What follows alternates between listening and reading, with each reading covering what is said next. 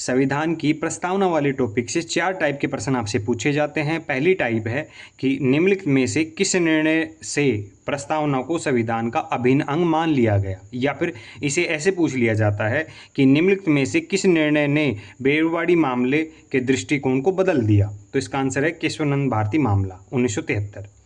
दूसरी जो टाइप है कि प्रस्तावना के बारे में आपको कुछ कथन दिए होंगे और उनमें से कोई सही है कोई गलत है, वो आपको ढूंढने हैं। जैसे निम्नलिखित कथनों पर विचार कीजिए। पहला है संविधान की मूल भावना व दर्शन को व्यक्त करती है प्रस्तावना, तो पहला एकदम सही है। दूसरा है प्रस्तावना संविधान संशोधन से परे है, तो दूसरा गलत है, क्योंकि जब प्रस्तावना को संविधान का अभिन्न अंग मान लिया गया तो उसमें संवैधानिक संशोधन हो सकते हैं। थर्ड है प्रस्तावना संविधान की शक्ति का स्रोत बताती है, तो थर्ड एकदम सही है। फोर्थ है इसे न्यायालय प्रत्यक्ष रूप से लागू कर सकता है, तो चौथा जो है वो गलत है, क्योंकि प्रस्तावना जो है वो न्यायिक प्रक्रिया से अलग है, उसको न्यायिक प्रक्रिया में नहीं लिया जा सकता, प्रस्तावना को न्यायालय में चैलेंज नहीं किया जा सकता।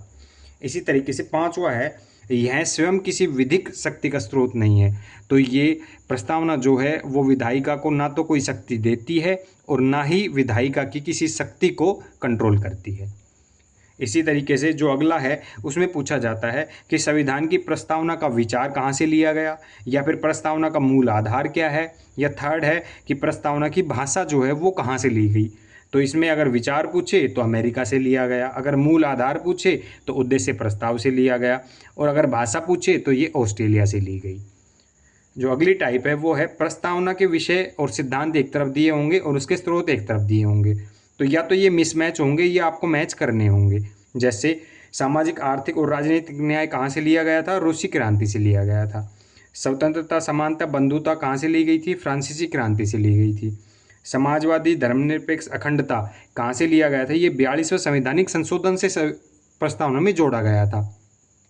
हम भारत के लोग ये कहाँ से लिया गया था, अमेरिका से लिया गया था। इसी तरीके से निम्नलिखित में से कौन सा प्रस्तावना में उल्लेखित नहीं है, मतलब 4 ऑप्शन में से कौन सा प्रस्तावना में नहीं लिखा हुआ।